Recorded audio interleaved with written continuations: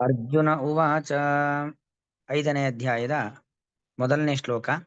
ಅರ್ಜುನ ಉವಾಚ ಸನ್ಯಾಸಂ ಕರ್ಮಣಾಂ ಕೃಷ್ಣ ಪುನರ್ಯೋಗಂ ಚ ಶಂಸಸಿ ಯಚ್ಛ್ರೇಯಯೇತಯೋರೇಕಂ ತನ್ಮೇ ಬ್ರೂಹಿ ಸುನಿಶ್ಚಿತಂ.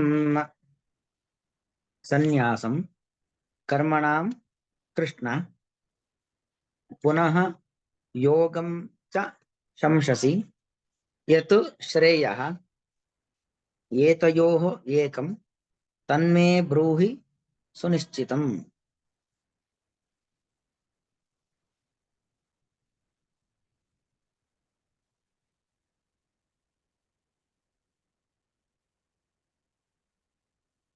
ಇಲ್ಲಿ ಅರ್ಜುನ ಸಹಜವಾಗಿ ಬರತಕ್ಕಂತಹ ಪ್ರಶ್ನೆಯನ್ನ ಮಾಡ್ತಾ ಇದ್ದಾನೆ.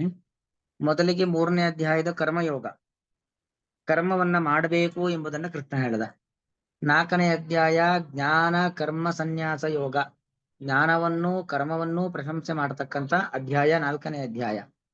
ಈ 2 ಅಧ್ಯಾಯಗಳನ್ನ ಕೇಳಿದಂತ ಅರ್ಜುನನ ಮನಸ್ಸಿನಲ್ಲಿ ಪ್ರಶ್ನೆ. ಅರ್ಜುನನ ಮನಸ್ಸಿನಲ್ಲಿ ಪ್ರಶ್ನೆ ಅಂದ್ರೆ ಕೇವಲ ಅರ್ಜುನ ಅಲ್ಲ, ಅವನು ಜ್ಞಾನಿಯಾಗಿದ್ದರೂ ಕೂಡ ನಮ್ಮೆಲ್ಲರ ಮನಸ್ಸಿನಲ್ಲಿ ಬರತಕ್ಕಂತ ಪ್ರಶ್ನೆಯನ್ನ ನಮ್ಮೆಲ್ಲರ ಪ್ರತಿನಿಧಿಯಾಗಿ ನಿಂತು ಅರ್ಜುನ ಇಲ್ಲಿ ಮಾಡ್ತಾ ಇದ್ದಾನೆ. ಕರ್ಮಣಾಂ ಸನ್ಯಾಸಂ ಪುನಃ ಯೋಗಂ ಚ ಶಂಸಸಿ. ಕರ್ಮಗಳ ಸನ್ಯಾಸವನ್ನ ಮತ್ತು ಯೋಗವನ್ನ ಎರಡನ್ನೂ ಕೂಡ ನೀನು ಶಂಸನೆ ಮಾಡ್ತಾ ಇದ್ದೀಯಾ. ಶಂಸನೆ ಮಾಡೋದಂದ್ರ ಅರ್ಥ ಏನು? ಶಂಸು ಸ್ತುತೌ, ಅಂದ್ರೆ ಸ್ತುತಿ ಮಾಡುವಂಥದ್ದು ಅಂತ ಅರ್ಥ. ಕರ್ಮಗಳ ಸನ್ಯಾಸ ಅಂದ್ರೆ ಅರ್ಥ ಏನು? ಕರ್ಮಗಳನ್ನ ಬಿಡಬೇಕು ಅಂತ ಅರ್ಥ. ಮೇಲ್ನೋಟಕ್ಕಾಗಿ ಅನ್ಸತ್ತಲ್ವಾ? ಕರ್ಮ ಸನ್ಯಾಸ ಅಂತ ಅಂದ್ರೆ ಕರ್ಮಗಳನ್ನ ಬಿಡುವಂಥದ್ದು. ಇನ್ನೊಂದು ಒಂದು ಕಡೆ ಯೋಗವನ್ನ ಹೇಳ್ತಾ ಇದ್ದೀಯ. ಶಂಸಸಿ ಅಂದ್ರೆ ಶಂಸುಸ್ತುತು, ಹೊಗಳುತ್ತಿದ್ದೀಯಾ. ಕರ್ಮಗಳ ಬಿಡುವಿಕೆಯನ್ನು ಹೇಳುತ್ತಿದ್ದೀಯಾ ಮತ್ತು ಯೋಗವನ್ನೂ ಕೂಡ. ಯೋಗ ಅಂದ್ರೆ ಸಂಬಂಧ ಅಂತ ಅರ್ಥ. ಯಾರ್ಯಾರಿಗೆ ಸಂಬಂಧಪಟ್ಟದ್ದು ಏನೇನೋ ಅದನ್ನ ನಾವು ಮಾಡ್ಕೊಂಡು ಹೋಗ್ಬೇಕು. ಅರ್ಜುನನಿಗೆ ಸಂಬಂಧಪಟ್ಟದ್ದು ಯುದ್ಧ, ಕರ್ಮಯೋಗ. ಯುದ್ಧವೆಂಬ ಕರ್ಮವನ್ನ, ನಿನ್ನ ಪಾಲಿನ ಕರ್ತವ್ಯವನ್ನ ಮಾಡು ಎಂಬುದ ಕೂಡ ಹೇಳ್ತಾ ಇದ್ದೀಯ. ಅಂದ್ರೆ ನಾನು ಏನ್ ಮಾಡ್ಬೇಕು? ವಸ್ತುತಃ ಇಲ್ಲಿ ಕರ್ಮ ಸನ್ಯಾಸ ಅಂದ್ರೆ ಏನು? ಮಾಡುವಂತ ಕರ್ಮವನ್ನ ಬಿಡಬೇಕು ಅಂತ ಅರ್ಥ ಅಲ್ಲ. ಯಾಕೆ ಕೃಷ್ಣ ಹೇಳಿದ್ದಾನೆ, ನಹಿ ಕಶ್ಚಿತ್ ಕ್ಷಣಮಪಿ ಜಾತು ತಿಷ್ಠತ್ಯ ಕರ್ಮ ಕೃದು. ಯಾರೂ ಕೂಡ ಕರ್ಮ ಮಾಡದೆ ಒಂದೇ ಒಂದು ಕ್ಷಣದಲ್ಲೂ ಕೂಡ ಇರ್ಲಿಕ್ಕೆ ಆಗೋದೇ ಇಲ್ಲ. ಹಾಗಾಗಿ ಅವರವರು ಅವರವರ ಪಾಲಿನ ಕರ್ಮವನ್ನ ಮಾಡಲೇಬೇಕು ಅನ್ನೋದನ್ನು ಕೃಷ್ಣ ಹೇಳಿದ್ದಾನೆ. ಮತ್ತೆ ಹಿಂದೆ ಬಂತು, ಕುರು ಕರ್ಮೈವ ತಸ್ಮಾತ್ವಂ ಕರ್ಮಜ್ಯಾಯೋ ಹ್ಯಕರ್ಮಣಾತ್ ಅಂತ ಪದಗಳು ಹೇಳಿದ್ದಾನೆ ಅಲ್ವಾ. ಕರ್ಮ ಮಾಡದೇ ಇರುವುದಕ್ಕಿಂತಲೂ ಕೂಡ ನಿನ್ನ ಪಾಲಿನ ಕರ್ತವ್ಯವನ್ನ ನೀನು ಮಾಡು ಎಂಬುದನ್ನು ಹೇಳಿದ್ದಾನೆ. ಅಲ್ಲಿಗೆ ಮತ್ತೆ ಯೋಗ ಸನ್ಯಸ್ತ ಕರ್ಮಾಣಂ ಜ್ಞಾನ ಸಂಚಿನ್ನ ಸಂಶಯಂ ಆತ್ಮವಂತಂ ನ ಕರ್ಮಾಣಿ ನಿಬದ್ಧಂತಿ ಧನಂಜಯ. ನಮ್ಮ 4ನೇ ಅಧ್ಯಾಯದಲ್ಲಿ ಮೊನ್ನೆಯ ಪಾಠದಲ್ಲಿ ಯೋಗ ಸನ್ಯಸ್ತ ಕರ್ಮಾಣಂ ಅಂದ್ರೆ ಯೋಗ ಅಂದ್ರೆ ಯಾರು ನಮಗೆ ಸುಖ ದುಃಖಗಳ ಯೋಗವನ್ನ ತಂದು ಕೊಡ್ತಾನೋ ಭಗವಂತ, ಅವನು ಯೋಗ. ಅವನಲ್ಲಿ ಕರ್ಮಗಳೆಲ್ಲವನ್ನು ಕೂಡ, ನಮ್ಮ ಎಲ್ಲಾ ಜವಾಬ್ದಾರಿಗಳನ್ನ ಮೇಲೆ ಎಲ್ಲವನ್ನು ಕೂಡ ಭಗವಂತನಿಗೆ ಅರ್ಪಣೆಯನ್ನ ಮಾಡಿ ಕರ್ಮವನ್ನ ಮಾಡತಕ್ಕಂಥದ್ದು. ಅದನ್ನು ಕೂಡ ಹೇಳ್ತಾ ಇದ್ದೀಯಾ. ಅಂದ್ರೆ ನಮಗೀಗ ಏನ್ ಮಾಡಬೇಕು? ಫಲಾಪೇಕ್ಷೆಯನ್ನ ಬಿಟ್ಟು ಕರ್ಮ ಮಾಡಬೇಕು ಅಥವಾ ಯೋಗ, ನನ್ನ ಪಾಲಿನ ವಿಹಿತವಾದ ಕರ್ಮಗಳನ್ನ ಮಾಡಬೇಕು? ಯಾವುದು ಮಾಡಬೇಕು? ಒಂದು ಕಡೆ ಕುರು ಕರ್ಮೈವ ತಸ್ಮಾತ್ವಂ ಕರ್ಮಜ್ಯಾಯೋ ಹ್ಯಕರ್ಮಣಃ, ಅಕರ್ಮಕ್ಕಿಂತಲೂ ಕೂಡ ಕರ್ಮವೇ ಜ್ಯಾಯವಾದದ್ದು, ಶ್ರೇಷ್ಠವಾದದ್ದು. ಕರ್ಮವನ್ನ ಮಾಡು ಎಂಬುದಾಗಿ ಕರ್ಮವನ್ನ ಮಾಡಬೇಕು ಅಂತ ಹೇಳ್ತಾ ಇದ್ದೀಯ. ಮತ್ತೊಂದು ಕಡೆ ಆಗ್ಬೇಕಾದ್ರೆ ಜ್ಞಾನಕ್ಕಿಂತಲೂ ಕರ್ಮ ಎಂಬುವಂಥದ್ದು ಅತ್ಯಂತ ದೂರೇಣ ಖ್ಯವರಂ ಕರ್ಮ ಬುದ್ಧಿಯೋಗ ಧನಂಜಯ. ಬುದ್ಧಿಗಿಂತಲೂ ಕೂಡ, ಜ್ಞಾನ ಮಾರ್ಗಕ್ಕಿಂತಲೂ ಕೂಡ ಕರ್ಮ ಮಾರ್ಗ ಎಂಬತಕ್ಕಂಥದ್ದು ಅತ್ಯಂತ ಕೆಳಗಿನದ್ದು. ಜ್ಞಾನ ಮಾರ್ಗವೇ ಶ್ರೇಷ್ಠ ಎಂಬುದನ್ನು ಕೂಡ ಹೇಳ್ತಾ ಇದ್ದೀಯ. ಅಲ್ಲಿಗೆ ಏನ್ ಮಾಡ್ದಂಗಾಯ್ತು? ಕುರು ಕರ್ಮೈವ ತಸ್ಮಾತ್ವಂ ಕರ್ಮಜ್ಯಾಯೋ ಹ್ಯಕರ್ಮಣಃ ಅನ್ನೋ ಮೂಲಕವಾಗಿ ಕರ್ಮ ಮಾಡು ಅಂತ ಹೇಳ್ತಿದ್ದೀಯ. ಆದ್ರೆ ಬುದ್ಧಿಯೋಗ ಕರ್ಮಯೋಗವೇ ಶ್ರೇಷ್ಠ ಅನ್ನೋದನ್ನು ಕೂಡ ನೀನೇ ಹೇಳ್ತಾ ಇದ್ದೀಯ. ಏನ್ ಮಾಡಬೇಕು ಅನ್ನೋದು ಪ್ರಶ್ನೆ. ಮತ್ತು ಪುನಃ ಯೋಗಂ ಚ ಶಂಸಸಿ. ಯೋಗ ಅಂದ್ರೆ ಭಗವಂತನಲ್ಲಿ ಎಲ್ಲಾ ಜವಾಬ್ದಾರಿಯನ್ನ ಅರ್ಪಣೆಯನ್ನ ಮಾಡಿ ನಮ್ಮ ಪಾಲಿನ ಕರ್ತವ್ಯವನ್ನ ಮಾಡಬೇಕು ಅನ್ನೋದನ್ನು ಕೂಡ ಹೇಳ್ತಿದ್ಯಾ. ಒಂದು ಕಡೆ ಕರ್ಮ ಸನ್ಯಾಸ, ಕರ್ಮವನ್ನ ಬಿಡಬೇಕು ಅಂತ ಹೇಳ್ತಿದ್ಯಾ. ಮತ್ತೆ ನಮ್ಮ ಪಾಲಿನ ಕರ್ತವ್ಯಗಳನ್ನ ಮಾಡಬೇಕು ಅಂತಾನು ಕೂಡ ಹೇಳ್ತಿದ್ದೀಯಾ. ನಾನೇನು ಮಾಡ್ಬೇಕು ಅಂದ್ರೆ ಒಂದ್ ಕಡೆ ಹೋರಾಡು ಎಂಬುದಾಗೂ ಹೇಳ್ತಿದ್ದೀಯಾ, ಮತ್ತೊಂದ್ ಕಡೆ ಕರ್ಮ ಸನ್ಯಾಸವನ್ನ ಮಾಡು. ಕರ್ಮ ಸನ್ಯಾಸ ಅಂದ್ರೆ ಕರ್ಮಗಳನ್ನ ಬಿಡು ಎಂಬುದಕ್ಕೆ ಕೂಡ ಹೇಳ್ತಾ ಇದ್ದೀಯಾ. ಏನಿದರ ಅಭಿಪ್ರಾಯ ಅನ್ನೋದನ್ನ ಇಲ್ಲಿ ಪ್ರಶ್ನೆ ಮಾಡ್ತಾ ಇದ್ದಾನೆ ಅರ್ಜುನ. ವಸ್ತುತಃ ಕರ್ಮ ಸನ್ಯಾಸ ಅಂದ್ರೆ ಅರ್ಥ ಏನು? ಮೇಲ್ನೋಟಕ್ಕೆ ನೋಡಿದ ಕೂಡ ನಮ್ಗೆ ಏನನ್ಸುತ್ತೆ? ಸನ್ಯಾಸಂ ಕರ್ಮಣಾಂ, ಕರ್ಮಗಳ ಸನ್ಯಾಸ. ಸನ್ಯಾಸ ಅಂದ್ರೆ ಬಿಡೋದು. ಯಾವ್ದನ್ನ ಬಿಡೋದು? ಸನ್ಯಾಸವನ್ನು, ಕರ್ಮಗಳನ್ನ ಬಿಡೋದು. ವಸ್ತುತಃ ಕೃಷ್ಣ ಹೇಳಿದ್ದು ಕರ್ಮಗಳನ್ನ ಬಿಡಿ ಅಂತ ಹೇಳಿದ್ದಲ್ಲ. ಮತ್ತೇನಿಲ್ಲ, ಕರ್ಮಜ್ಯಾಯೋ ಹಿ ಕರ್ಮಣಃ, ಅಥವಾ ಇದರಲ್ಲಿ ಕರ್ಮಗಳನ್ನ ದೂರೇಣ ಖ್ಯವರಂ ಕರ್ಮ ಬುದ್ಧಿಯೋಗ ಧನಂಜಯ ಅನ್ನುವುದರ ಮೂಲಕವಾಗಿ ಕರ್ಮವನ್ನ ಬಿಡಬೇಕು ಅಂತ ಹೇಳಿದ್ರೆ, ನಾವೇನು ಕರ್ಮಗಳನ್ನ ಮಾಡ್ತಾ ಇದ್ದೀವೋ ಆ ಮಾಡ್ತಾ ಇರ್ತಕ್ಕಂಥ ಕರ್ಮಗಳನ್ನ ಬಿಡಬೇಕು, ಅದಲ್ಲ ಅರ್ಥ.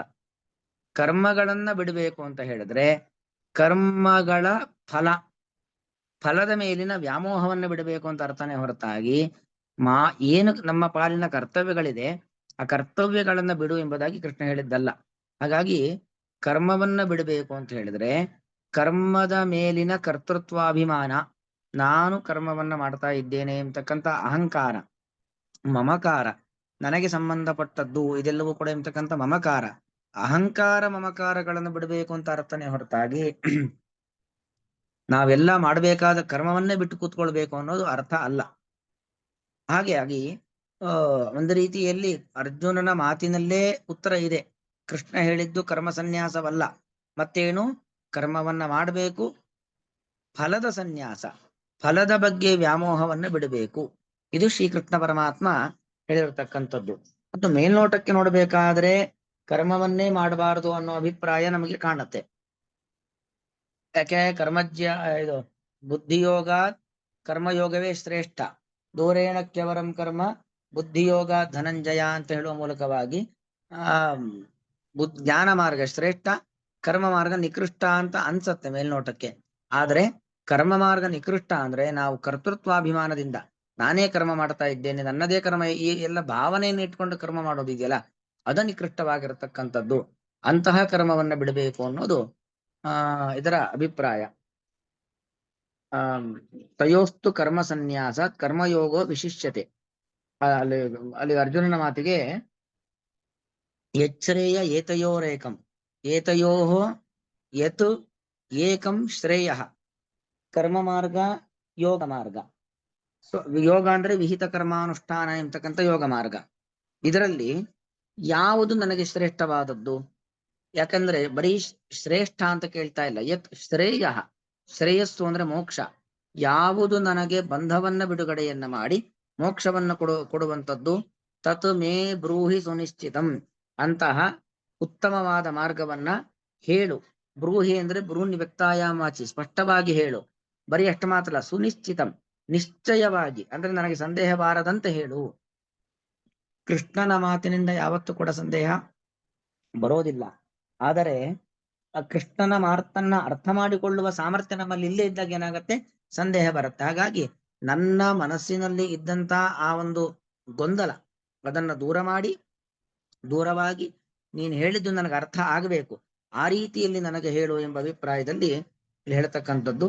ಕೃಷ್ಣ ಅಂತ ಸಂಬೋಧನೆ, ಸನ್ಯಾಸಂ ಕರ್ಮಣಾಂ ಕೃಷ್ಣ. ಕೃಷ್ಣ ಶಬ್ದಕ್ಕೆ ಅರ್ಥ ಏನು ಅಂತ ಹೇಳಿದ್ರೆ ಕರ್ಷತೀತಿ ಕೃಷ್ಣ, ಎಲ್ಲರನ್ನೂ ಆಕರ್ಷಣೆ ಮಾಡತಕ್ಕಂಥ ಒಂದು ಆಕರ್ಷಕ ಶಕ್ತಿ ಅಂತ ಅರ್ಥ. ಕೃಷ್ಣ ಅಂದರೆ ಆಕರ್ಷಕ.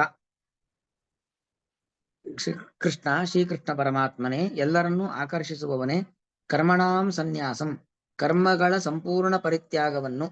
ಶಂಸತೀಹಿ, ಹೇಳುತ್ತೀಯ. ಅಲ್ಲೇ ಎರಡು ವಿಕಲ್ಪ, ಅದನ್ನ ಎರಡು ಸರಿ ಹೇಳ್ಕೊಳ್ಬೇಕು.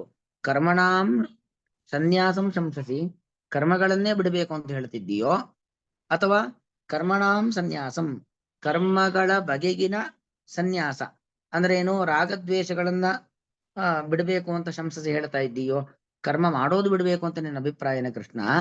ಯಾಕಂದ್ರೆ ದೂರೇಣ ಖ್ಯವರಂ ಕರ್ಮ ಬುದ್ಧಿಯೋಗ ಧನಂಜಯ ಅಂತ ಹೇಳಿದಾಗ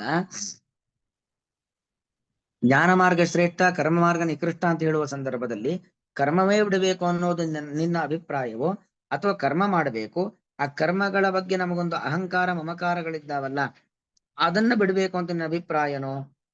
ಪುನಃ ಹಾಗೆ ಯೋಗಂಚ, ಯುದ್ಧ ರೂಪವಾಗಿರ್ತಕ್ಕಂಥ ಕರ್ಮಯೋಗವನ್ನೂ ಕೂಡ ಶಂಸಸಿ ಅಂದ್ರೆ ಆ ನೀನು ನಿನ್ನ ಪಾಲಿನ ಕರ್ತವ್ಯವನ್ನ ಮಾಡು ಎಂಬುದನ್ನು ಕೂಡ ಹೇಳ್ತಾ ಇದೀಯ. ಎದೃಚ್ಛಾಲೋಪ ಸಂತುಷ್ಟೋ ದ್ವಂದ್ವಾತೀತೋ ವಿಮುಕ್ತರಃ ಎಂಬುದಾಗಿ ಹೇಳುವ ಮೂಲಕವಾಗಿ ಎದೃಚ್ಛಾಲಾಪ ಸಂತುಷ್ಟ ದ್ವಂದ್ವಾತೀತನಾಗಿ ಕರ್ಮವನ್ನು ಮಾಡಬೇಕೆಂಬುದಾಗೆಲ್ಲ ಕೂಡ ಹೇಳ್ತಾ ಇದ್ದೀಯ. ಅಲ್ಲಿಗೆ ನಾನು ಏನ್ ಮಾಡಬೇಕು? ದ್ವಂದ್ವಾತೀತ ವಿಮತ್ಸರಹ ಎಂಬುದಾಗಿ ಹೇಳಿದ್ದೀಯ. ಅಲ್ಲಿಗೆ ನಾನು ಯೋಗ ಮಾಡಬೇಕೆಂಬುದಾಗಿ ಕೂಡ, ಯೋಗ ಅಂದ್ರೆ ಯುದ್ಧ ರೂಪವಾಗಿರತಕ್ಕಂಥ ಯೋಗ, ಯೋಗ ಎಂಬತಕ್ಕಂಥ ಕರ್ಮವನ್ನ ಮಾಡಬೇಕೆಂಬುದ ಕೂಡ ನೀನು ಹೇಳ್ತಾ ಇದ್ದೀಯಾ. ಶಂಸಸಿ ಹೇಳುತ್ತಿದ್ದಿ ಏತೆಯೋ, ಇವೆರಡರಲ್ಲಿ ಯತ್ ಏಕಂ, ಯಾವ ಒಂದು ಶ್ರೇಯ ಹೆಚ್ಚು ಪ್ರಶಸ್ತವೋ, ಅಂದರೆ ಕರ್ಮವನ್ನೇ ಬಿಡೋದು ಅಥವಾ ಕರ್ಮದ ಮೇಲಿನ ಅಭಿಮಾನವನ್ನ ಬಿಡುವಂಥದ್ದು ಅಥವಾ ನಾನು ನನ್ನ ಪಾಲಿನ ಕರ್ತವ್ಯವನ್ನು ಮಾಡುವಂಥದ್ದು, ಇದೆರಡರಲ್ಲಿ ಯಾವುದು ಶ್ರೇಷ್ಠವಾದದ್ದು? ತತ್, ಅದನ್ನು ಸುನಿಶ್ಚಿತಂ, ಖಚಿತವಾಗಿ ನನಗೆ ಬ್ರೂಹಿ, ಹೇಳು. ಯಚ್ಛ್ರೇಯ ಏತಯೋರೇಕಂ ತನ್ಮೇ ಬ್ರೂಹಿ ಸುನಿಶ್ಚಿತಂ. ಯಾವುದು ನನಗೆ ಅತ್ಯಂತ ಶ್ರೇಷ್ಠವಾದದ್ದು, ಶ್ರೇಯಸ್ಸು ಅಂದ್ರೆ ಮೋಕ್ಷ, ಯಾವ ಮಾರ್ಗ ಮೋಕ್ಷಪ್ರದವಾದದ್ದು ಅದನ್ನು ನನಗೆ ಹೇಳು ಎಂಬುದಾಗಿ ಪ್ರಾರ್ಥನೆ ಮಾಡ್ತಾ ಇದ್ದಾನೆ. ಅರ್ಜುನ ಉವಾಚ ಸನ್ಯಾಸಂ ಕರ್ಮಣಾಂ ಕೃಷ್ಣ ಪುನರ್ಯೋಗಂ ಚ ಶಂಸಸಿ ಯಚ್ಛ್ರೇಯ ಏತಯೋರೇಕಂ ತನ್ಮೇ ಬ್ರೂಹಿ ಸುನಿಶ್ಚಿತಂ. ಶ್ರೀಕೃಷ್ಣಾರ್ಪಣಮಸ್ತು.